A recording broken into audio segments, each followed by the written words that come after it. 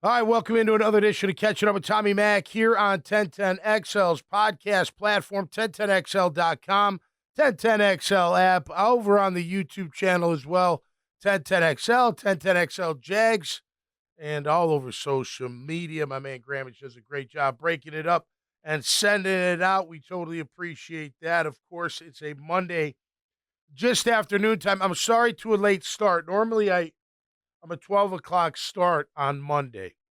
I started watching film like 7:45 once my youngest got out the door. Around 7:30, 7:45. I finished around 11:15. The fight took me the fight took me a long time. It really did. I wanted to see what was going on.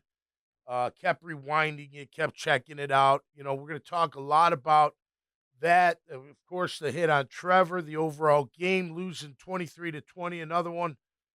Talk about the Walker Little contract, what that means maybe for Trent Baalke, and we're just going to talk the Jags and the game yesterday. Brought to you by my friends at Team Tommy Mack. You see J-Dog right here. J-Dog Junk Removal and Hauling. 844-GET-J-Dog. Hey, this time of year to give, right? Maybe you're getting some presents in. You got an old couch, an old dresser, what have you, something you call junk. Well, they'll fix it up. They'll refurbish it, and they give it to veteran families. So keep them in mind. They'll come to you. They'll clean out whatever you want cleaned out, and they'll keep as much as they can for those families. I'll tell you about the rest of them. In the meantime, you can always go to TommyMac.net and check it all out. We'll do final team stats. Another game. Here, another one-score game. Well, what does that mean? And by the way, was that a valiant comeback by Mac Jones in the offense? Or was that just, I don't know, luck or garbage time? I don't think it was garbage time. I got the play-by-play right here. 10 drives each team. Some really good. It's funny. And look, you could do this. This is what I even wrote on Twitter. Same old, same old. It's the same shoulda, woulda, coulda, but didn't. Feels like that's been our theme all damn year long. I mean, this is only one play. A lot of plays change the outcome, but Parker Washington catches the ball, catches the touchdown, and instead of getting 3, he gets 7 there, even 6. You're either tied 23-23 with 7. You're up 24-23 in the fourth quarter. Now you could say, well, what about them? They could get this and that, and that's fair. But once again, just plays here, plays there, killing yourselves, shooting yourselves in the foot. Missing open guys, underthrowing, overthrowing, not being on the same page. The defense, look, good first half. Joe Mixon was all over you the second half. You could not get him down. They had some good scheme. They had some good blockers.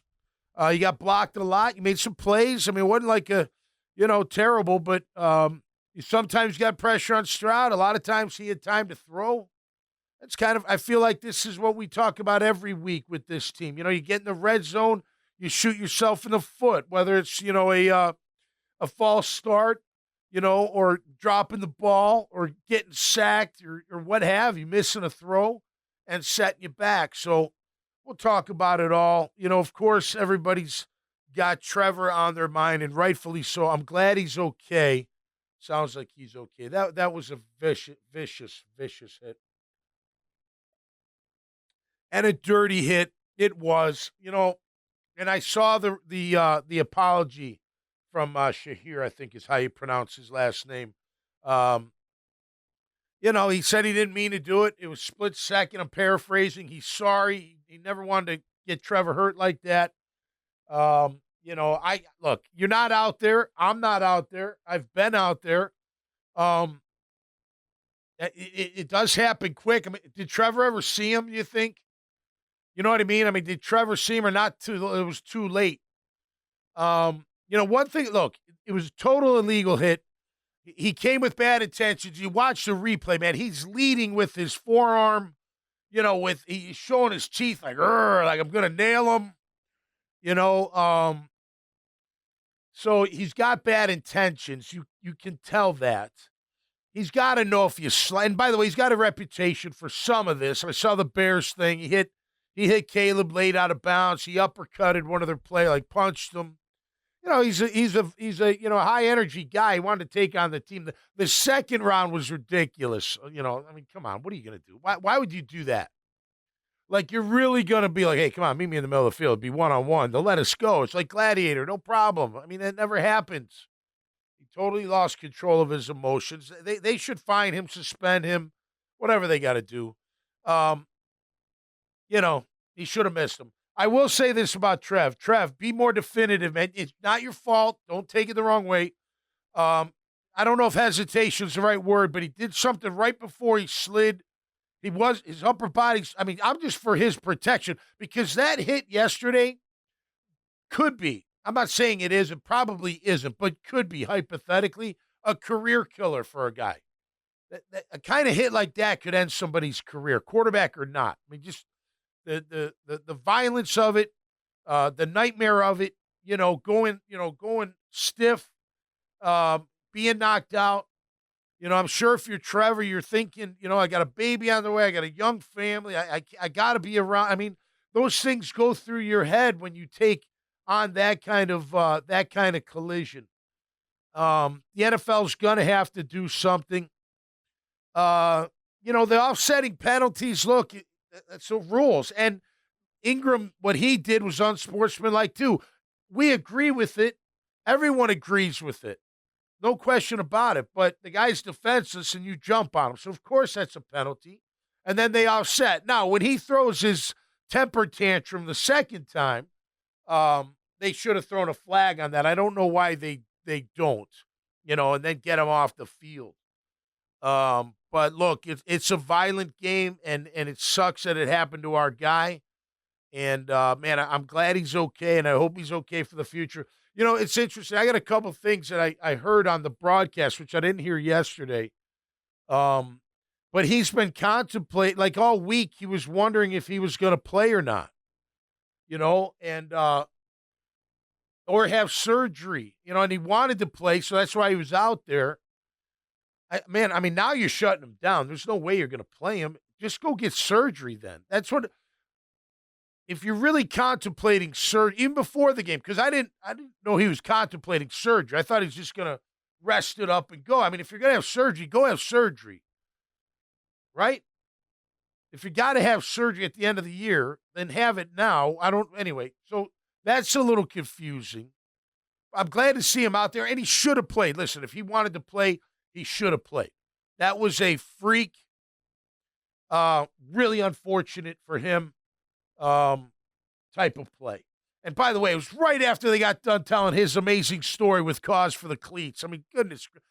Right after. They're talking in mid-sentence and kabam, it happens. And then, and listen, I wrote it. It took me about 30 minutes to get through the fight because I wanted to see who was doing what. And there's a lot of players that were, they had a lot of fire, man. It didn't show on the field. It did for a little bit. We ran the ball right down their throats and that drive when Mac took over. But the fire didn't last. I'd like to see that kind of fire all game long, But they fought back. At least the offense did. Defensively, once again, not good enough. Some was good. Third down was really good for our defense, which had been a change, but a nice change. Just not good enough. When you got to get off the field, when you got to get a tackle, when you got to stop the run, it just doesn't happen for this team, and it didn't happen yesterday. Again, and by the way, great call by them on that last play. Ventrell doesn't see that block. It's hard to see, especially when they've been running on you. You're focused on the back. Lloyd gets blocked. Monteric Brown, I don't know what the hell you're doing. You're just kind of hanging out. I don't know why you wouldn't dive at him and make an all-out effort to stop that. Because if you stop the first down, maybe they punt. Maybe they go for it to keep the clock running. But, you had a chance there. They had a nice hole. It was a nice play call by them. We'll go through it. Talk about the Walker Little contract. Happy for Walker Little, first and foremost. Let me make that very, very clear. That's a lot of money for a young man and his family, and I'm happy for him. Get as much money as you can from the NFL.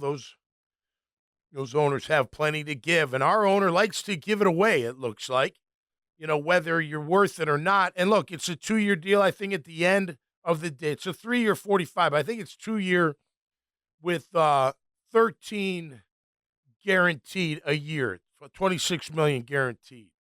So they could end it after 2 years, but I don't know. Hey, if that's the market for an okay lineman, fine, But he's not all of a sudden a stud left tackle. He had a fine game yesterday. I know these PFF no pressures. That's false. They all had pressure. Nobody stuffed their guy. They didn't hit our quarterback much. 3 hits, no sacks. So they did a great job. They did a fine job for our quarterback to do well. Quarterback Matt. Trevor really wasn't playing that well before he got hurt. He wasn't. That's the interception. Oh man. Go watch Now I watched the TV replay because the All-22 don't come out till tomorrow. So I like getting it right away. When they show the replay, okay, they got the camera on Brian Thomas Jr. Maybe a lot of you saw this yesterday. I didn't pay attention, I guess, but today as I rewound it, I noticed it. So you see when Brian Thomas is making his move to the inside, and you're like, throw it. And if you watch the shadow of the football, you can see the shadow of the football leaving, the area where Trevor's throwing, and it's way late. I mean, way. Hey, Stroud did it too. Stroud had, who was that? Was that Tank Dell deep? I mean, he had everybody burned. Darby, great hustle play, miscommunication with Cisco. He jumps to one route. He's been doing that all year. Safety's been doing that all year. But a late throw. Look, Mac Jones has Brian Thomas Jr. down the middle. He overthrows him.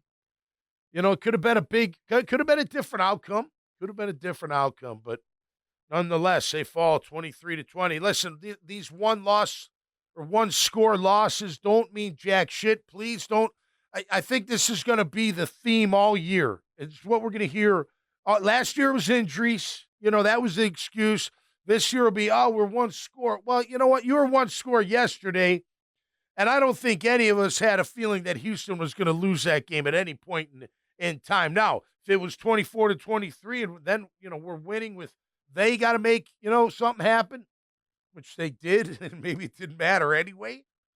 But that doesn't mean anything. That just means you're a loser. 2 out of 10. Or 2 out of 12, you're losing. I don't care about how many. And 3 blew you out. So, you got your butts kicked by 3 of them. Bears. Who else? Bears. Detroit. And who was the third one that crushed us? The Bills. Everybody else, we were pretty close, okay? But the good teams win those games. The bad teams lose those games. So we're just not a very good team. And I don't know where this leaves us or leads us into as far as what's going to happen, with the Jaguars front office, if anything at all. I don't think anything's going to happen with this because of this Walker Little signing. I don't think Trent Baalke's going anywhere. I really don't. You don't just make that deal on your way. I know everyone's saying, well, he's still working. Okay. If you're going to fire the GM, you're firing him already, right? Let's play hypothetical. If you're Shad Khan, you already know if you're going to fire the GM. So let's say everyone thinks he's going to get fired at the end of the year. This deal don't mean nothing, okay? So if you know you're going to fire him at some point, why would you take his advice on extending one of your players? Like, why? Why would you do that? I'm going to fire you. Shad Khan doesn't know enough whether Walker Little is worth that investment. And that's no disrespect to Shad, all right? He's got a ton of stuff going on, whatever. But he doesn't know enough about Walker Little to sit there and be like, yeah, you're right. He's okay. He's going to be okay. And here's my thing. Look, and I know it sounds like I go after Walker. I don't. I know he's a nice guy. I've met him a couple. He's a nice guy, man. And I'm happy that he got his money. I am happy for any player that can take that money and run because it's so much money that you'll never have to work again. It would be great. It's absolutely fantastic. But you look at Walker Little. If he was as good as you think he is, now all of a sudden a lot of people think, oh, now he's good. And he was fine yesterday. he would have been the starter 2 or 3 years ago. They wouldn't need Cam. They would not have kept Cam around if he was that good. When Cam got suspended and he took over, if they thought, "Whoa, no, he's the guy now." I mean, clearly, 4 games, that's not enough. Look at him. He's the guy. No, what happened? Cam came back and took his job back. When he had a shot at right tackle, when Jawaan Taylor was coming off an injury, he had every chance to win that job. He didn't win the job. And Jawaan Taylor went off and had a phenomenal year and got himself the $60 million guaranteed contract. So you want to say it's good for the books, whatever. What I don't like about it is I feel like here we go again. Oh, no, the O-line is, we got him. We got our tackles now. And what about Anton playing left? I thought Anton could maybe play left, right? Maybe he can't. By the way, I love the way he fires into the fight. Yeah, that was great, Anton. Anton's like, come on, I'm getting into it. I have no, whatever. So with that reasoning, that's why I think Balky is going to stay. I think there's a good chance for him to stay. I don't think I think it's wishful thinking to sit there and be like, well, Khan wants him to work. He's still working. Well, if Khan's going to fire him, why would he take his advice in the first place? I'm firing you. Don't bring me any, suggestions. I got a new GM. Now, maybe Ethan Waugh did this deal. Who knows? Maybe the assistant, maybe he went to Ethan and said, hey, Ethan, what do you think? Because maybe I'll keep you around if, I like you enough. What do you think? You think it's a good enough deal? Does that mean we're not going after tackles? Oh, now the draft has done. There's no free agents. Walker Little will be a huge star out there on free agency. I don't know. From what? He's never been a starter full time. He's never earned a starting job. He's been given starting jobs because guys either got hurt, suspended, or what have you.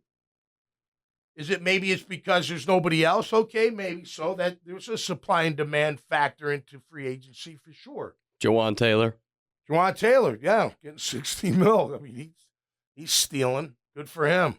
Stole $60 million from the NFL. That's awesome. But look, again, I'm happy for the young man, but I think this just kind of shows that Shad still believes in Trent. Or you don't do the deal. Just wait to do the deal. And if you don't get him after the season, then whatever. He's an okay player. Compare him to somebody on defense for me, would you? Compare Walker Little's performance as an offensive tackle. Compare it to somebody on D's performance. What's a good one-on-one, would you say? Before they traded him, Roy Robertson Harris. Fair. I thought of him and Devon. Devon will make a play or two, then he'll get knocked back, 3 or 4 plays or whatever. Gets blocked. So kind of like that. So what are they? They're okay. They're not bad. They're not great. They're B to B plus players. Okay. Solid. Yeah. Okay. But at left tackle, I need better than solid. We've been wanting better than solid for a long time, and you got the quarterback. By the way, doesn't none of his injuries this year from inside the pocket? They're all from outside the pocket. Out in that open water. Well, the ankle injury was inside the pocket when Walker stepped on his ankle. Well, that was last year. I meant this year. Oh, yeah. This year have been from outside. Yeah, that's true. And by the way, I'm not going to be shocked if that shoulder took more damage from that hit because he got hit not only in the head, but his shoulder both shoulders took a nice shot from Shahir, man. I wouldn't be surprised if, he's got something even more going on. Here's a couple things. I'm glad you're back, Grammage, and good afternoon to you, buddy. I ran into Grammage's dad at Publix, which is, that's Jacksonville. You know what I mean? Yeah. That's Jackson. We're just walking through I'm coming out of Publix, Mr. Marsh coming by, hey, Tom, Brian. I'm like, oh, hey, how you doing? I know his dad before I knew him, before I knew Grammage. So that's Jacksonville for you. 2 things I heard. One was Mac Jones got 0 reps with the first team in practice. That's what they said on the broadcast. 0. Now, then you hear, well, all week and leading up to it, Trevor's still deciding whether he's going to play or not. And he's contemplating having surgery or not. Have surgery and not play or play and hold that off. So I was surprised by 2 of those things because I thought surgery was out the window. I thought this injury was just, We're not talking. Didn't Doug say that? Like, we're not talking surgery. Nobody's even talking. Didn't he say that? And nobody else has said surgery, but now you hear it and you're like, oh, okay, that's interesting. So if that's the case, in my opinion, and he needed surgery before the game, before he played in that game, why wouldn't you just go have surgery? My thinking of playing him was because he didn't need surgery. If you need surgery, go have the surgery. I don't understand it. So that's a little weird. And then why wouldn't you give Mac, you didn't give Mac any? There was no definitive Trevor was playing. You wouldn't give Mac any run with that first team at all. That just seemed like not good preparation. Because Mac was a little off early. He came back. Look, the 2 drives they had, we'll go through it. The 2 drives they had were pretty good drives. He made some good throws. Good plays were called. He didn't make great throws. They weren't spot on the money, but they made good enough. Guys made catches. Houston was playing too conservatively on defense, I felt like, late in the game. It almost felt like, I hate saying garbage time. It almost felt like prevent, and that's what it shouldn't be called garbage time because you still got to make the plays. Even though I'm off in coverage, you still got to make the throw and the catch and all that. You know what I mean? But it did feel like maybe they were playing a little shell cover. Their first drive where Parker scored felt garbage time-ish. Yeah. But then they score, get a stop, score again. Right. That didn't. Now you're only down by a field goal. Now it's like, okay. Yeah. Right. And then you get the 2. Now it's like, okay, now it's really not garbage time. Now it's really get one stop. Even that drive, I don't think was. So maybe the drive before, you're right. That's what I'm saying, yeah. So Parker scores, you get a stop, get the ball back. And there may be 5-6 minutes left. Now it's like, okay, still like a slim chance, but there's a realistic world you can see now. You go down, score. Yeah. The drive where we got the second field goal and Parker missed the touchdown catch. Yeah. Hit him right in the. No, he missed him. No, right? He missed him. It was high. It was high. It was way high. He got one hand on it barely, but it would have been a spectacular catch. It should have been pitch and catch. He missed him. He didn't drop it. Yeah, it wasn't a good throw. He missed that throw. You make that throw, we might have a different ball game. Possibly. But anyway,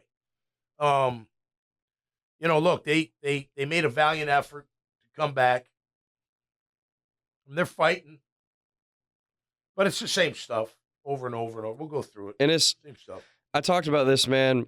Speaking of my dad, he and I were watching the game together. We were at the game watching it together. And I was saying, because I know you're about to get into it and talk the same stuff. I've been saying this for weeks now. And Walker Little getting extended is part of this. Walker Little, like we said, he's a B+ at times player. He's not a killer. Sometimes C+. Sometimes, you're right. Just for the record. He's not a killer. Never has been. I don't believe ever will be. And Brandon Sheriff is old. Ezra Cleveland's not a killer. Listen, you go watch the fight. He was there. Ezra's after he went. I think he's got some killer in him. But killer. I'm very impressed by that. When I say killer, I mean when we're lining up and snapping the ball, pushing bodies backwards and creating. When there was one game this year, it was the Patriots game, when they were just getting 4 or 5 yards of carry. Right. There's been really no other time, with the exception of first half against the Dolphins, I guess. Yesterday was the same, and I know Houston's got a good D line, but it's the same. How many times do we line up to start a drive, we run the ball, and the running back gets crushed for -1 yards or gets 1 yard or whatever? A few TFLs. I think they had 5 total yesterday. Tommy, we can't sustain drives when we do that, man, and until we get some mean SOBs on the offensive line, I don't believe you can expect any of this to change offensively. Well, I want a new O-line too, for the most so part. bad. I mean, at least 3 out of them. And I'm not saying that to excuse other guys. I'm not saying that to say Trevor's been perfect. I'm not saying that to say they call the perfect plays. I'm not saying that to say the receivers have been. I'm not excusing anyone else. I'm just saying that I think the number one reason above all else that they are always asleep the entire first half is because the first half is typically, for most teams that can do it well, really establish the run. Yeah. Really, first down, I'm coming right at you downhill, and I'm getting 4 to 5 yards, and you can't stop it. And it's going to wear on you at some point in the game. Yeah. But then it never happens.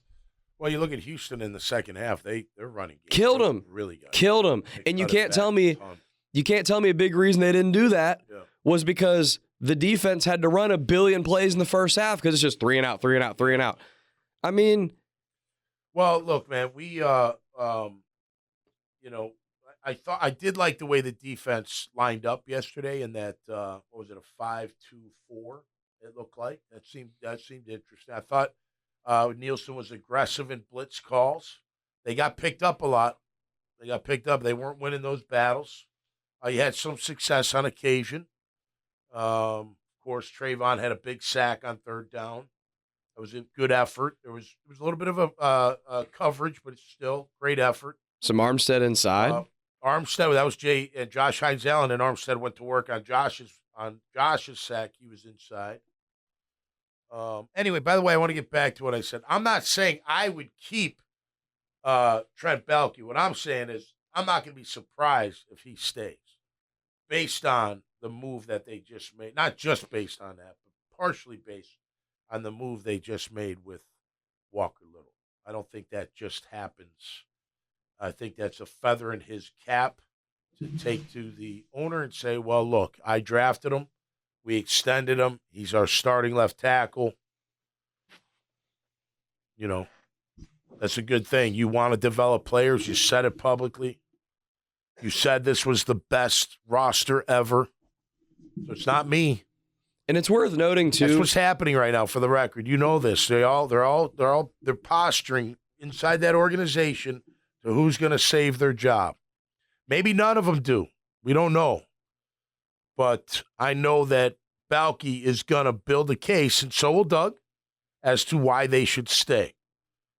And when he says he wants more draft picks developed and sticking around, well, he got Josh done, which was not that, well, I guess it was somewhat hard, but got it done. Walker Little's another one they developed. He also said publicly, this is the best talent we've had ever. Well, how can you fire the GM when you believe that? Unless all of a sudden you don't believe it. You know what I mean? I just don't see him going anywhere. If Shad actually buys that, if he still believes that, which I can't imagine he does, but if he still believes that, even not being a football guy, if he still believes that, then that means you have to think Doug Peterson is a just horrific coach. Right? Because they're 2-10, and you legitimately believe this is the best roster team's ever had. Right. That means you have to think the coach is just can't even do anything. No, well, which I have a hard time believing. Why haven't they fired him yet if they believe that? Which tells me they don't believe that. Right. They don't truly believe that. Right. But I guarantee you that Baalke's saying we should fire him. 100%. Without a doubt. 100%. All right. Well, I don't like talking about guys getting fired, but that's the reality of this business. And somebody's got to pay for just a dismal year. Still 5 games to go, but the season's over, unfortunately. But it still gives us a ton to talk about because we get to talk about our team and what they've done. And, hey, there were some good things yesterday, too. So we'll go through it. We'll get into team stats. Let's go through the drives. I won't go play by play, but pretty close. And we'll go to that first quarter. Jags first drive up the middle. ETN 4 yards. Quick throw to Ingram for 3. It's 3rd and 3. Deep throw to right sideline of Brian Thomas Jr. Incomplete. Double covered. Ingram was open on a little option underneath, but that's one of those things Trevor loves to do, man. 3rd down, go for it all, and not take what's there in front of him. Whatever, call it rust. I don't give. It doesn't matter anyway. Whatever. Anyway, 17. We had the punt, 3 and out. 17 straight games without an opening drive touchdown for our Jaguars. How about that? Texans' first drive ends up in a punt. It was a 10-yard or a 10-play drive and then ended late sack by Travon Walker. That was absolutely great. Great play. Great effort. Let's see. Mixon was being shut down. I mean, 2 yards here, 3 yards, 1 yard. He got a swing pass for 9, tackle for loss. Campbell made a nice play. Jones on the nickel blitz. They were coming after it. I did like Hamilton made a great play. Aluakin made a great play to Schultz, trying to get Schultz the ball over the middle. So overall, forcing them to punt. That was a bend, don't break, but they got the job done. Jags second drive. Check down to ETN, right flat. -2 yards. Run up the middle, tackle for loss. Morse gets crushed. -3 yards. Timeout. Just awful, but whatever. 3rd and 11, great throw to Parker on the sideline. That was a great throw, great route. The way he set it up, they threw it on time. It was perfect. 1st and 10, Tank right side, 2 yards. Ezra Scherf push back. 2nd and 8, misdirection. Texans blitz. They pressure 16, incomplete to Farrell. It was high. You know, you like for him to be able to hit that one because the guy didn't quite hit him, but pressure was on him right away, and he sailed it just too much. 3rd and 8, incomplete pass to Parker. There was some pressure. ETN picked up the blitz pretty well yesterday, for the record. He had 2 or 3 really good blocks. I had to put that down there. Just misses the throw. He overshoots the out route. So, 2 throws he should have had. Probably want it back. Maybe it's rust. I don't know. Another 3 and out, roughly. Not a 3 and out, 5 and out. Punt. Texans second drive. We force them to punt. Let's see. Nothing really big.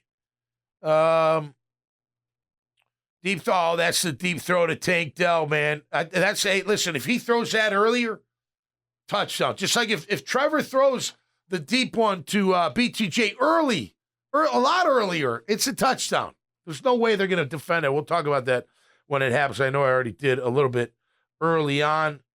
That was the throw to Glasser that he threw out of bounds, but he caught. Anyway, another 3 and out. So out we go. Texans third drive. All day long to throw. Collins White wide open across the middle. Campbell falls in man-to-man. Can't fall, I guess. 40 yards.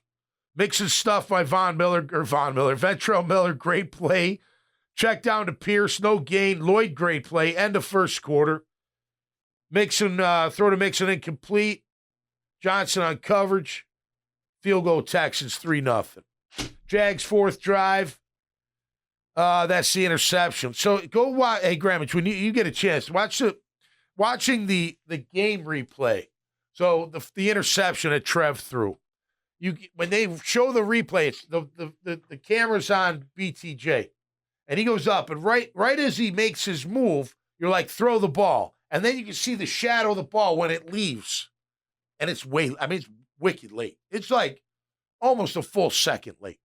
If he throws that earlier, that's a touchdown. That's an eruptor. That's a game changer, no question about it. But it was a late delivery, underthrown. Ingram was open, by the way, in the shallow. But, hit all day long, tried to take a shot, and the timing was off and resulted in a pick. They go on a long drive all day long to throw. All day again, incomplete. Bad throw by him. Quick throw over the middle to Schultz. Johnson on coverage. I don't know. Antonio Johnson's got to get better on coverage. Quick screen to Collins. He runs over Anthony Johnson. Not Antonio.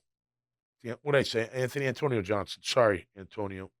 Mixon left side, Jags blitz, nowhere to go. Hamilton, Josh Hines-Allen, Ventrell Miller, -2 yards. Jags blitz is picked up. Late throw to Schultz. There's a penalty. Illegal contact on Buster. 1st and 10. Mixon bounces outside. Picks up first down. Buster misses. That was a good cutback, but you got to make that tackle, Buster. You're right there to make the tackle. He jumped out of your tackle and took off. Mixon's a great back. I mean, he really is a good back, man. That guy's got power. He's got quicks. He's got speed. He can catch the rock. He's a very, very good player. Up the middle, Mason Smith makes a nice, stout play. No gain. Drop back pass, sacked by Josh Hines-Allen. Armstead wins 2. He's on the inside. Good coverage. Smith won his. Mason Smith won his. 1-on-1, 2, had a nice little push. 3rd and goal. Stroud pressured. Scrambles. They end up getting a field goal. It's 6-0 in the second quarter. Our 5th drive. Let's see. We go on a long play drive and get a field goal. This is after the hit. So here's my notes on the hit. Gosh, right after they started talking about Trevor on the cause Mike Cleese. I mean, they're right in the middle of talking about the greatness. He's doing all this good stuff he's doing in that kapow. He gets absolutely drilled. Cheap hit to the head. Forearm, he aimed. You can see on the thing he aimed for it. Look, it does happen quick. I wonder if Trevor ever saw him until it was too late. Did he see him when he was scrambling? You know what I mean? Or not see him? Gosh, just an awful hit. D'Amico Ryans, I don't know how he stays so calm.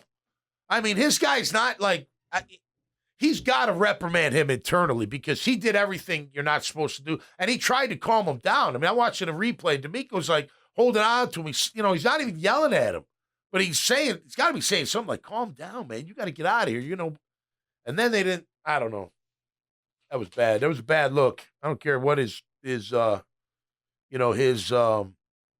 apology says. Let's see the slide. He just be careful, Trev. That can end your career, man. Get down quicker. It's not your fault. It's his fault, but you really got to protect yourself. All right. So here the fight starts. Ingram. You know who Strange is great. I love Strange too. He blocks ferocious. He came off the sideline. He got right into the foray. He went right after Shahir. I love that. Look, by the way, and I don't know if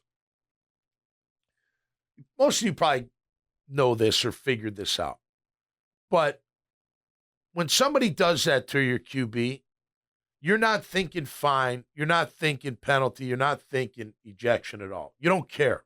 Fine me, whatever. Eject me. I don't care. That's not happening to my quarterback, and I'm going to do something about it, right? It's like I don't know. I don't want to call it bro code or something like that, but it's go time. Like, I'm sorry. All bets are off. And if you're going to fine me a bunch of money, I don't care. I'm defending my guy.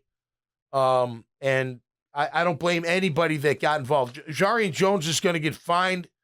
He threw a punch. You can see it in the replay. It looks like he threw the punch. He had his helmet off, which you should never do in a fight. Got to keep that helmet on. Al-Shaair came back when he came back looking for more action. Yeah. And like the whole Jaguar sideline is ready to beat his ass, and he takes his helmet off. Yeah. Like, what are you doing, First dude? of all, what are you going to do? That was so dumb. What's he going to do there? Come on, man. Get it together, for crying out loud. You deserve to be ejected. Anyway, so Ingram, Strange. Cleveland got right in. Anton got right in. Anton knocked it all down. That was fun to watch. Trayvon trying to keep the peace. He's in the middle of it all. Mason Smith wasn't happy. Sheriff, of course. Who else I got in there? BTJ got in there. BTJ Duvernay was in there. Fortner wanted nothing to do with any of it. He went and then he just stopped. Walker Little, he was the first one to check on Trevor. He went right to Trevor before the fight. And then he just stayed out of it. Whatever. I mean, people are giving him grief. So not everybody has to be a fighter like that to be a good football player. You know what I mean? But I like having players like that are just, I remember, maybe you guys remember this. It was San Fran. Was it San Fran? Dana Hall was on our team. He was our safety. And somebody hit Brunell late on the ground. It was a defensive lineman. And Lageman, was it Lageman? No, because we were on offense. Baselli, jumped on his back and started pounding him or something like that. And then it was just a big brawl. I just remember that was just, nobody cared about anything but defending the player. You didn't care. I mean, look, you got to go home to the wife and say, I'm probably going to get fined $50G. Ingram's going to get fined some money. Now, granted, hopefully they give him a little bit of leeway because he's defending his QB, and they'll maybe factor that in. If you left the bench and got involved, you're going to get fined. You're going to have to deal with that, especially if you got involved. But you throw all that out the window, man. It's a fight. I wish, the next drive, they went down and they pounded it. This next drive, they did. They all they did was run the ball, and then ended up with a field goal. But what a shame. I love you fans throwing stuff at the guy. That's great. Spitting on him. He deserves it. It was very dirty. It was very cheap. And then the way he acted on the way out was really absurd. Like, come on, man. Get it together, for crying out loud. Anyway, they go on a little bit of a drive. A lot of running. ETN. Bigsby up the middle for 5. ETN up for 6. Right side. ETN bounces out, holding on Strange. You got to let him go. That was a good play. 2nd and 14. Jones, quick throw to Ingram, broken up. Timeout, dump off the end, 5 yards. Get a field goal, 6-3. 1st and 10, halftime for the. They didn't even do a play. So 6-3 at halftime. You lost your starting quarterback, but you're doing pretty well overall. Shut down Mixon. Stroud's hurt you a couple times, but nothing major. Nothing major at all. You're right there. Good first half, considering what took place. 3rd quarter, they get the ball. Ham and Lacey are starting DTs to start the second half. I don't know why. I think they're backups, but whatever. Hamilton made some plays. Lacey he had a pressure too. All right, quick throw to Mixon. Over the middle, our linebackers take care of that. That's when they said Mac took no first-team reps in practice. That's really strange to me. Mixon up middle for 3. Stroud pass, tip by Alua. Kind of great vertical. Did you see that vertical? Holy cow, he jumped straight up in the air and knocked that ball down. 3 and out, punt. Good job. Good job. We take it down the field, and we settle for a field goal because we can't get out of our own way. ETN left side, 2 yards. Quick throw to Parker. First down. Good throw and play. That was Mac to Parker. Deep throw to Brian Thomas Jr. Overthrows him. Had time. Just overthrew him. ETN, great blitz pickup by Travis. That was a good job. 2nd and 10. Out throw to Parker. Incomplete. Totally misses him. Throw to Brian Thomas Jr. That crossing route. Great call and execution. Man, he got tripped up at the end. That almost was a score, but a 56-yarder. When he gets cooking, man. Yeah. When he really opens stride. Yeah. He didn't have a great angle. Good setup, too. And he got 25 more yards without a slower receiver gets 5-10 yards. He gets 25, 30 yards after the catch. No, he's fantastic. And that was a great play call. And then here we go. So a great play, and then you get a delay of game. Like, what are you doing? 1st and 15, the out throw to Parker. That he dropped that one. He's got to catch that one. That was near the first down marker, close to it. 2nd and 15, shovel pass to Ingram. Thought it was an okay call. Pretty creative. I like that Ingram has the ball. Got 6 yards. Not too bad. Throw to Parker. He overthrows him high. That should have been a TD. Yeah, that's the one. That should have been a touchdown, man. That would have, who knows what happens after that. But nonetheless, we settle for a field goal. We are tied up, ladies and gentlemen, 6-6. They get a drive, a touchdown drive. Screen pass, almost picked on a tip ball by Armstead. Campbell gets injured, does not come back, gets drilled by the guard. Did you see that? I don't think he saw him. Guy's like, get off me, mosquito. What are you doing? When you're cornering, that guard comes out pulling with bad intentions. Yeah. It's not great. It was great. Kind of after the play was almost over, and he's just running towards him and runs into him. It's kind of weird. He went bink. Anyway. 2nd and 10. Stroud to Collins over the middle. Clean pocket. Easy pitch and catch. Misdirection to dump off to Schultz. Good hustle by Trayvon. That's right. He kind of hurt him a little bit. Remember, he kind of leaped over the guy and he slammed him into the ground. I like that. Good job. I really like Trayvon Walker, man. He's a good player. He's tough against the run. He's physical. He's getting after the quarterback. He's good, man. I like him a lot. That's a win for. It's a win. Well, is it a win? Is it still a win? Let me ask you that. Now, Hutchinson's hurt, right? Is it still a win if what I just said about Trayvon? You know what I mean? Or is it not because you didn't pick Hutchinson? I know Hutchinson's great. I just like question. Trayvon as a full all-around player. Such a hard question. You know what I mean? So, because he took a chance on Trayvon, total project, but he's working out. He's a real. If we had 10 more of him, wouldn't you love that on defense? Or at least 4 more, on the D line. But you didn't take Hutchinson, who many thought would be Defensive Player of the Year this year. Maybe. If he Got didn't off get, to a quick start. if he didn't get hurt, there was a real. Yeah. Also, I saw somewhere too. Or you go into a slump. I mean, you know. Yeah, but You just never know what I happens. also saw somewhere too. Trayvon just caught up to him in sacks like last week or something. Okay. When Hutch has been hurt for Right. like over a month. We know that Trayvon was not a natural pass rusher like Hutch. Correct. That's interesting. I mean, I like him. I'd say that's a positive pick for. It's definitely not like a total whiff. How the hell did you draft this guy? Right. It's definitely not that. Right. It's if Hutch would have been a 10, then Trayvon's an 8. Yeah. Or 9. Or 9. He's getting there. He's really getting there. Man. And yeah, to your point, run, man. Dude was not a natural pass rusher coming out, and we always knew that him being an elite pass rusher was going to take longer than Hutch, who was going to be more ready right away as a pass rusher. As a pass rusher, right. So year 3, that gap is closed and closed and closed, and then, dude, there's still time to grow. Like No year doubt. 4, year 5, like oh yeah, he's a beast. there's no reason to believe he won't continue to become better. I agree. But I would say that was a very good pick by our GM. Let's see, where'd I go? Stroud to Collins over the middle. Clean pocket, pitch and catch. That's right. I did that. Trayvon Hurts Schultz. Mixon cuts back left. Deham pushed back. Lloyd smothered. Aluakin blocked. Cisco blocked. Josh Hines Allen got 2 vertical. Savage and Brown both overrun the backside. That was that long run by Joe Mixon. When he cuts back. It's just, but that's just fundamental football, man. You know, if you're the backside, you can never overrun. And by the way, they're way backside. You still got Cisco was the further, so he's literally the backside backer. You got Lloyd and Aluakin. They're gone. They're done. They get flushed. He gets flushed. Now you got 2 other guys, and nobody stays home.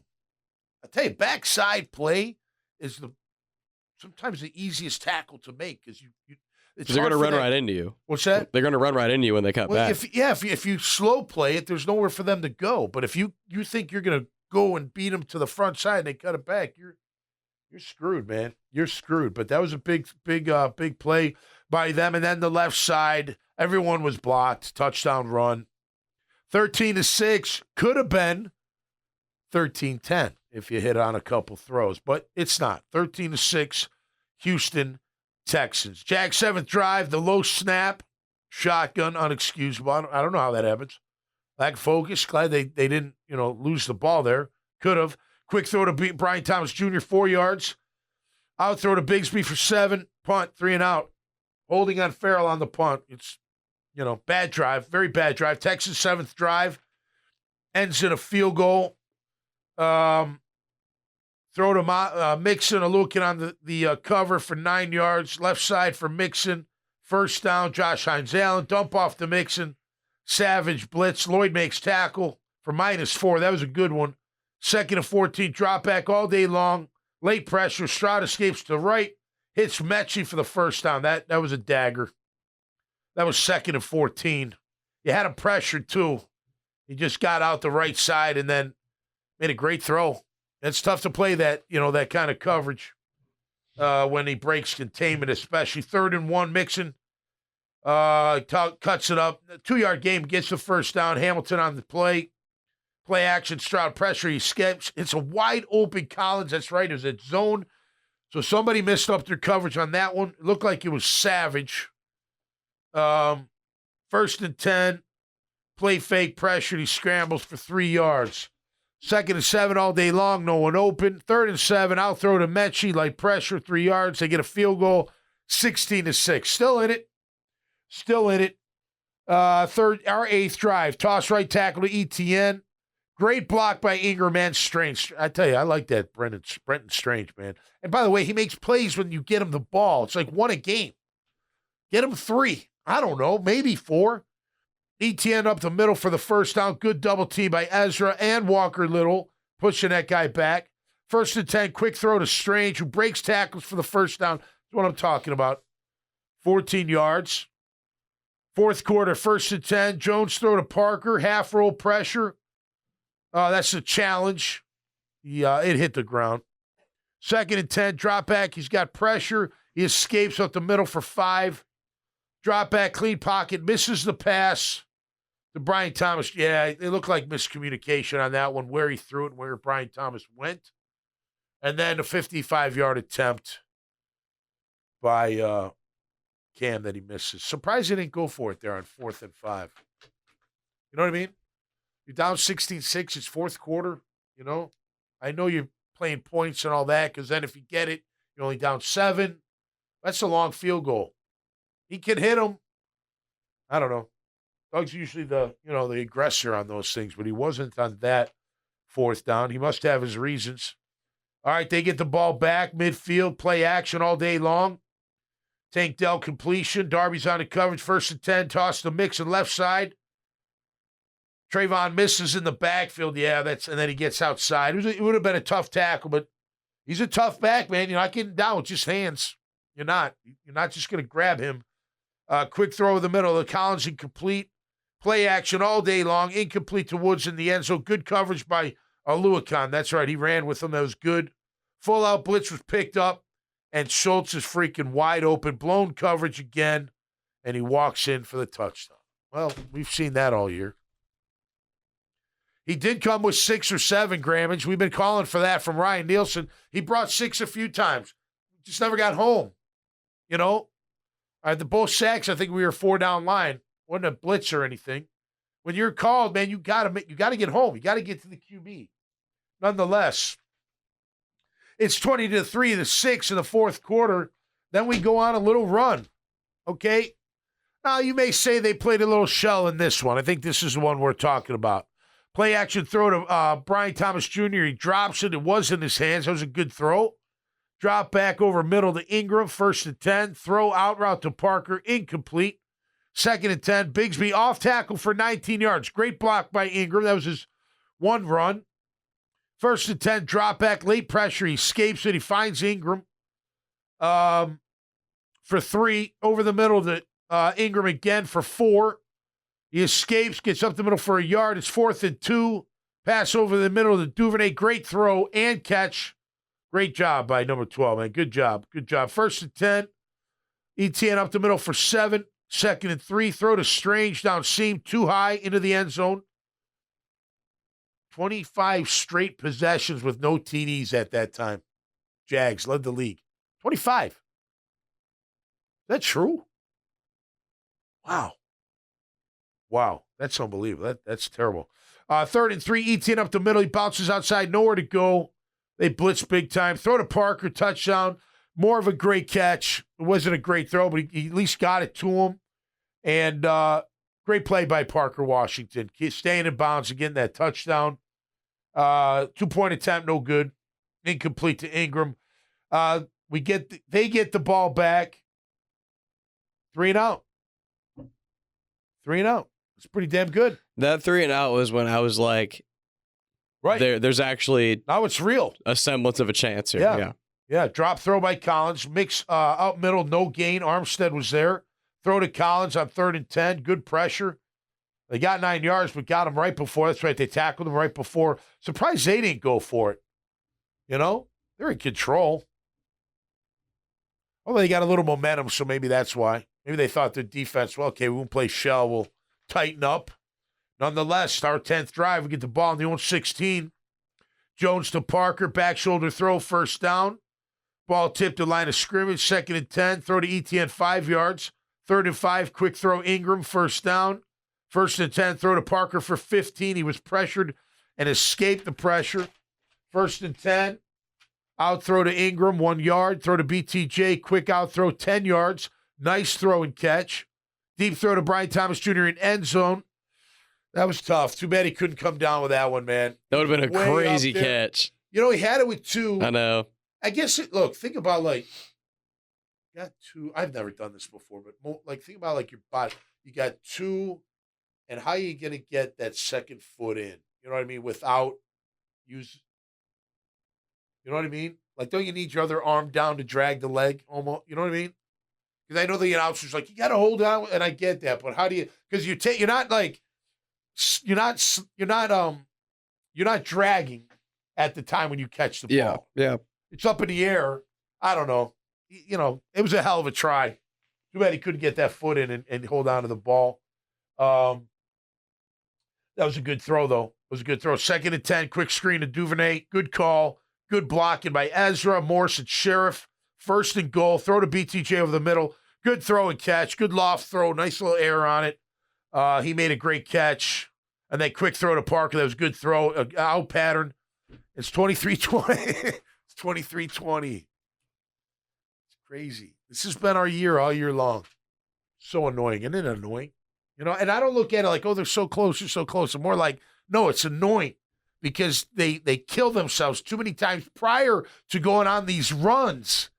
Why do we have to go through? And it doesn't matter who the quarterback is. It's been all year long. Why do we have to get ignited late and not early? And why do we shoot ourselves in the foot and all this stuff? It's just freaking annoying, man. It's annoying. All right, here we go. Think about how different the end of that game is in the situation if they're not asleep offensively for an entire half of football. Right.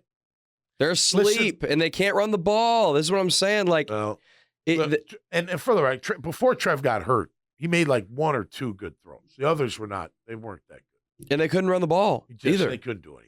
And I mean, he needs time. Look, if he stays in the game the whole time, he probably gets ignited. He did that all year. I'm not saying he wouldn't have brought him back too. I'm just saying. I think it probably would have been a pretty similar result. Yeah.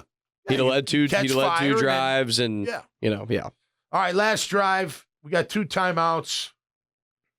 Could have had a third, I guess, because Doug challenged that one call. Mixon left side, no gain. Mixon left side off tackle for 14 yards.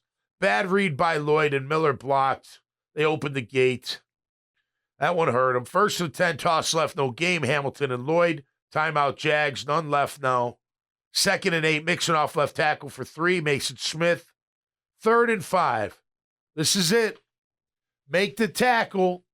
Maybe they don't go for it and give you the ball back, and you got a chance to go down to at least tie the game. Left tackle, off tackle. Great block by Woods on Miller. He's flowing, thinking he's going to have a shot at it, and bam, runs into a wall, a wide receiver wall. He's a big guy. I'm not saying he would have gone right through it. He just didn't see it. It's too bad. And then there's the gate. Lloyd gets smothered inside. He's not going to help. And then Buster Brown's just kind of standing there. He doesn't dive at him. I mean, you got to know it's the last play. No sense of urgency. All 11 guys needed to be balls to the wall. No sense of urgency at all on that. I don't understand what he was thinking. Get the first down and the game's over. Story of our lives, man. Story of our lives in 2024. You know what the theme should be? Honestly, and I'm not trying to be a smart ass, although it's a little smart assy, is our theme for 2024 should be woulda, shoulda, coulda, but didn't. And that's it.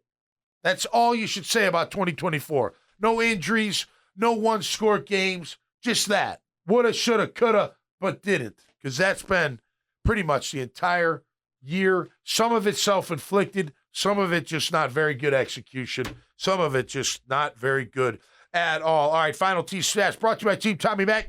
Running a little late, so I won't run through them all, but please do me a favor. Go to TommyMac.net. You'll see the newest Catching Up with Tommy Mac, or the latest. You'll see the latest riding shotgun.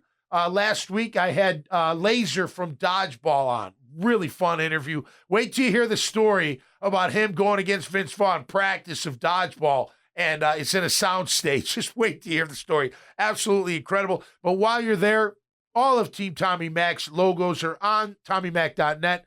Please just click on them and visit their websites. Chris Fucero's Bail Bonds, J-Dog Junk Removal and Hauling, Azar Sausage Company, Newmark Phoenix Realty Group, Family Tradition Specialty Foods, Homo Coconut Joe's, Salt Air Inn and Suites in Atlantic Beach, Code Ninjas, CodeNinjas.com, Fields Cadillac, my title sponsor for Riding Shotgun, Freedom Finance, freedomfinance.llc, Carbon Man Flooring, home of LVP, and Michael Nickus' State Farm Agency. And, of course, want to thank 1010XL for being a part of the family. All right, we know the score. Yards per carry, we're at 3.9. They were at 4.3. However, Mixon, 5.1. All mostly in the second half. We just couldn't stop the guy in the second half. Credit them for pushing us around a little bit, blocking us up, and Mixon for seeing a great vision. I mean, how predictable was that? Great vision. How predictable was that? Yeah. When you can't pick up any first downs, just standing drives in the first half, and you make your defense play a million plays, then at some point they're going to wear down. This is football 101. It happens at every level of football. Yep. It was so predictable. And it's a shame because on third down, we actually did pretty good. They were only 38%. Not too bad. Not too bad. We were at 33, which has been our offense all year. Past 2 years. I mean, tell me that isn't annoying and frustrating as heck. Like, how are we so bad on third down the past 2 years? Not bad, like terrible bad. Like lowest in the league bad. Like, how? How? I don't know. That lack of execution, play call, whatever, give up a penalty, give up a bad blitz, whatever. Just game after game for 2 years. Let's see. Yards per attempt, they were at 6.1 at 65% completion. Mac was 7.3 at 63% completion. Trevor was 4.1 at 40% completion. Overall, Jags 6.6 yards per attempt at 57%. 2 of 2 on fourth down. They were 1 of 1. Our defense got 2 sacks. Their defense got none. Trev threw the pick. And turnover ratio -1, +1 for them. So here we go again. What do we got next? Tennessee? Tennessee's got a good defense, man. I mean, really good passing defense. That's going to be an interesting game. I don't know. I'm not ready to get into that one yet. We're still licking the wounds from yesterday. Again, it's just a shame that this has been our year of, shoulda, woulda, coulda, but didn't for whatever reason. And that sucks. It sucks for you fans. You deserve a lot better. I know we all felt really good going into this year. I felt really good about this team going into this year. There was no question about it. I thought they were ready. I thought they were physical in camp. But that doesn't mean anything, I guess. Just doesn't mean anything if you don't execute. There are a couple plays. I don't think the play call was that bad. There were a couple. The bubble screen, it's interesting.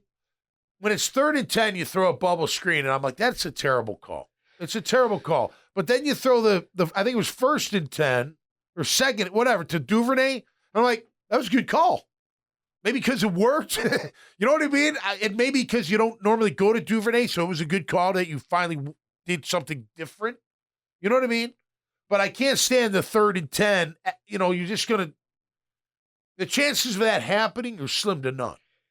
It was on 1st and 10, they wanted to throw it down the field. But then 3rd and 10, you throw a bubble screen. Oh, right. Well, when there's virtually no shot you're going to get all 10 yards. No, right. You're going to catch the ball, and the defense is playing a little off, so you're going to get 4 to 5. They're going to come up and make a tackle. Yeah. That's going to happen 100 times out of 100 that you run a bubble screen in that scenario. 99 out of 100. Yeah. They like I don't like bubble screens. I know you don't like them either. You're not a fan, and I'm also not to what we're saying. But I mean, run it on 1st or 2nd down, not 3rd down when I need 10 yards. Oh, when you need right. I need my receivers down the field. It's almost like just a draw. You're Correct. not going to get a first 100%. down, unless somebody misses a tap. It's a call you would make if you're at a point in the game where you know for a fact you're going to have to go for it on 4th. Yeah. Then it would make sense. Right. Because, okay, I think I'm going to be able to cheat up and get some yards or whatever. Right. And then get a shorter 4th down play. But that was a point in the game where you know you're punting it if you don't get it. Right. It was just dumb call in my opinion. Yeah, I don't know why. Here, I just want to see where that Duvernay one was because there it is. It was 2nd and 10. It was some good blocking. Now, I did like the one creative play where they pitch it to Brian Thomas Jr.? Yeah, he came in and came back out. That's kind of like a screen. So if you're going to get him the ball, that might be a little bit. But again, I'm pretty sure that was 1st down. Yeah, I think it was. So yeah, 1st and 2nd down, okay. Right. 3rd down when I have to have 10 yards, I need receivers past 10 yards. Yeah. Like I don't get it. That I did not like that play call whatsoever. Let's wrap it up with this, Grammage, and maybe we don't have the answers today, but if you could change one position group or change the entire culture of the team to make this team better, what would you do? Like, I can change one position group to change the culture, is what you're saying? No, either or. Now, granted, if you change the O-line, you might change the entire culture, right? If they're a badass offensive line and, they're setting the tone each and every week, that kind of thing. But I guess it comes down to, is it the talent or is it the coaching? Coaching's part of the culture. Now, I believe whatever that culture is, that GM is supposed to fill that room with guys that fit that culture. They need to have a clear vision on what type of players they want, what type of locker room they want to run. So either or. What do you think? I think there's enough problems on this team. I think you have to change the whole culture, because I think it's just clear that this entire, we've talked about it 100 times, this entire locker room and this entire coaching staff, people don't hold each other accountable enough. I think you and I both agreed heavy on that. Yep, that's fair. We hear BS after the Lions game, like that wasn't us. Total fine. BS. I agree. We were just talking about it. So the coach, let's just say that means coaches are gone. Yeah. GM gone too? Yeah. Because he's part of the culture. Yeah. I agree with that 100%. I've said this probably, I'll say it again. If I had to choose, I think I want to see Doug with the new GM. I would too, but if I'm I also had to choose. I think I would rather see Doug with a new GM than see Trent picking our next coach. I agree with that, but now I'm at the point where everything needs to be new and fresh, and we need a new vision, a new perspective we're looking towards. And I agree with that 100%. If we're going to go that route. And I don't think Doug is some terrible coach all of a sudden. He didn't forget how to coach football overnight, right? I agree. And, he won a Super Bowl for a reason. He turned us around in 2022 for a reason. Like, he clearly has good qualities as a coach. And that's not even to say he might not go elsewhere and still be a good coach. Right. But for whatever reason, what's going on here, there's a disconnect between coaching staff, general manager, and players in the locker room. Those three things are clearly not singing the same sheet of music, and it's painfully obvious every single Sunday. So that said, there are certain players are going nowhere. Okay, Trevor, Josh Allen, Trayvon. Right. They've got a nucleus of guys that you can win around. And contractually speaking, they're going nowhere. They're the guys you're going to build. They're going nowhere no matter what, right? And you obviously know Shad's going nowhere. So that leaves the people in the middle, right, that need to be cleaned out. In my opinion, Doug, they need in my opinion, I think they need either a younger coach that's going to bring in fresh ideas and be more creative and maybe work a little more with Trevor offensively and cater to his strengths better, or you need like a Mike Vrabel type of guy that's going to be no nonsense. Right.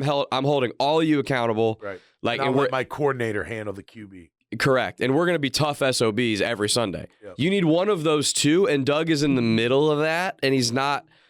It's why they struggle to have an identity, in my opinion. And then Trent, he and the coach don't align at all. They don't align. Obviously. No, I agree with that. Another small thing, real quick, I know I got to go. A small thing. Yeah.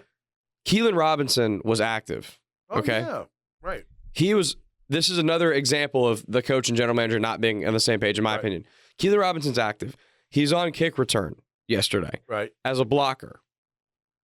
Right. Why? Did you not draft him? Right. Tim Jones is returning kicks. Yeah, right. Did you not draft him? Right. And I think the 6th round they drafted him. Yeah, they did. Did you not draft him in the 6th round to be a returner? With the new kickoff rules, the thought was before Keelan got hurt, Keelan and Duvernay are my returners. Right. He comes back. This is the coaching staff saying, right, I don't believe in you as a general manager, so I'm going to do my own thing. Well, I don't know this, but him not returning any kicks all year, do we see the same thing we saw with Trammell and the punt return? Maybe they were worried about that, he didn't have experience and that he'd fumble like Trammell did. Remember Trammell they put out there? And Yeah. I don't know. I don't know the answer. But why bring him here if you're not going to use him for what you thought you were going to bring? By the way, where was Dearness Johnson yesterday? Was he even suited up? Was he I'm not sure. I don't know if he was hurt or what. I didn't see him at all. Mm-mm. At all in the passing game. But it's this Keelan thing is similar to the Mason Smith thing. Yeah, Mason Smith's ankle looked pretty good yesterday. It looked pretty damn healthy, didn't it? He looked really healthy. There's no way Yep. a second-round pick is a healthy scratch if your GM and your head coach are in a line and have the same vision. Yeah. And don't each think the other is a total dumbass. Yeah. There's no way. There's no possible way. Agreed. It doesn't happen. Go ahead. No, I know. What second-round pick is a healthy scratch ever? Right. It never happens. It shouldn't happen. Or you missed, and I don't think you missed on that kid. He made some plays yesterday. And how would you know this early as a rookie? Right. It's one thing if he's a healthy scratch year 4 and it's not working out. By the way, I loved seeing when they were in there for Josh, Eric, Mason, and Trayvon, and they did some good work. The first play I noticed they were running it, I looked at my dad. I said, look, they're finally running a good deal. They get a sack. Yep. I think that was the only time they might have had him out Big there freaking surprise, right? I know. So frustrating. It is crazy. We'll see how it ends. Look, I still want my players fighting hard, and if I'm a player on that team, I'm fighting for my life because just remember, when a new regime comes in, you may not be their type of guy. You may not be their type of player. You may not fit their scheme. You may not fit at all in anything. So you better make sure that you come to play and come to work each day during the week with a good attitude, or guess what? Those things get tossed around the league. Someone will be called. We'll call assistant coach. We'll call someone in the personnel. Hey, what about this kid? Nah, you know what? He threw in the towel week 13 and just collected checks. He didn't really care. Wasn't a team guy. Yada yada yada. So you really do, man. I know the record sucks, but you're fighting for the rest of this year and next year and maybe your future as a Jaguar, because you never know with a new coach, man. Things can change left and right. I will say, look, I agree with what we've been saying here that they should clean house. I just have a feeling Shad's not going to clean house. I have a feeling that Balky, if anybody goes, it's Doug. And I think Trent just has maybe Shad believing in him like that. This goes back about to this. Just hypothetical. Okay, so we've been talking. How long have we been negotiating with Walker Little this year? Has it been all off season? Has it just been a week? Has it been 2 weeks, 3 weeks, a month? Because I was once upon a time told that Trent doesn't negotiate during the season. Well, and I know that's been said, but who's to say that couldn't just change? Like, who cares? Like, he could just be like, no, we'll do it. We'll do it. And maybe he's doing it for a reason, to show what Shad has said. I want guys developed and stay as Jags. Well, here he is. We're developing him. He's now our starter. You know how I feel about him. I'm just saying, like, I know he's building this case. And I don't think, okay, so if I'm firing the GM, I already know I'm firing the GM. I don't need another 5 weeks, or do I? You think Shad knows he's firing who he's firing, if he's firing anybody? You don't think so? I don't think he does. Really? You think he's firing Doug? Why would he not have done it after the Lions game? Well, if he knew for a definitive fact. GM during the middle of the year, so that's probably one. But at least Doug. Okay, so he's not right. So is he going to fire Doug? Or at least a coordinator or somebody. Do you think he's going to fire Doug at the end of the year? Yes, but I don't know if he knows today that he's going to fire Doug. Really? Even after I still believe that Doug and Trent and Shad think there's this. They're not. I think they all have to know they're not making the playoffs. Oh, that's over. But I still believe that they think that there's this world where they go on this run and they win, 4 or 5 games, and they have momentum going into next year, and they run this whole thing back. You know what, though, Grammage? That could be correct. You need to realize that Shad Khan could be like, yeah, you're right. Which is why. Okay, time out. Just think about this for a second. Okay, I know how we all feel, including us in this room. But if you look at it and you go 9-8, 9-8, right? And then whatever we end up being, say it is 5-12, but we won the last 3 out of 5. Is that grounds for firing? Yes. Really? Yes. 2 9-8 seasons. One, you went to the playoffs in your first year. And you go, this is your second year of not winning. Although you won last year because you went 9-8. They went 9-8, but they had an epic collapse. Listen, we all saw. I'm being this attorney. I'm not saying this is what I'm saying. I'm just saying, like, hypothetically, like 9-8, 9-8 gets me fired. And then a 5-12 or whatever. Yes. I if I'm Shad, I would, personally. What if they win 4 out of 5? They could win 5 out of 5. I'm still. Okay. So, but he doesn't know that yet. Correct. That's what I would do. What I would do and what Shad would do are not the same. If that happens, Shad's keeping them. I just don't think he does this Walker Little deal if he's not going to keep Belgium. I tend to agree. Why do it? What's the point of doing it? He's not like, you're not sitting there going, oh, we can't miss him. You can miss him. He's upgradable. Is he not upgradable? I believe he is. Walker Little not upgradable. LSU has 2 elite offensive tackles that are going to be in the draft. 2. I think he's upgradable. And maybe Anton's the upgrade, and you go find a right tackle. Who knows? I'm totally fine with that. But I need killers on my O-line, man. I'm sick of the other tools. You just don't have that. I'm sick of just good enough. Yeah. I'm sick of held their own. I'm sick of okay. You're sick of woulda, shoulda, coulda, but yes, I need an offensive line. I need an offensive line that runs people over and doesn't apologize. Yeah. I know Doug doesn't like road grading offensive linemen. Well, he should. They set the tone, man. Why the hell would you not want road grading offensive linemen? Yeah. Your old line. Tommy, you played linebacker. Yep. Do you want zone scheme, just don't get run over type of linemen going against you, or guys that want to take your head off? Yeah, taking the head off's tough. Yes, you're not.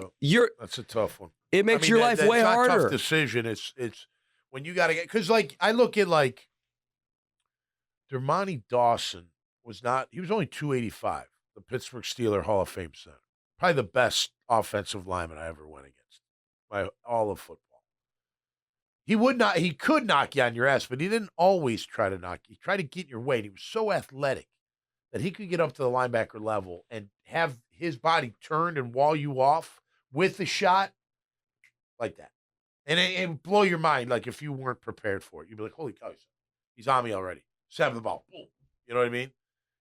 I almost had to guess where the play was going to try to get a better aim. Now, if it was coming right at me, different story. I could meet him in the hole and I wasn't going to get blown back and that kind of thing. You know what I mean? It was more like when they were on that counter, he comes out and all they got to do is wall you off and, move you a little bit.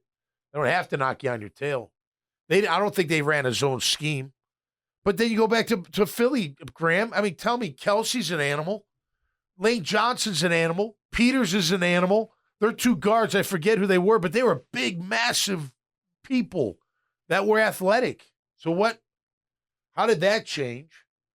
What did we hear last year? No, these 5 never started together. Well, Cam's gone. So you didn't believe in that because he's out of here. So that was a lie or just a falsification or whatever. And Ezra Cleveland wasn't even on the team last year until like week 6. Right. Dumb, man. That was a stupid comment to say. That's what I don't get. Like, why do this deal? Like, I don't know.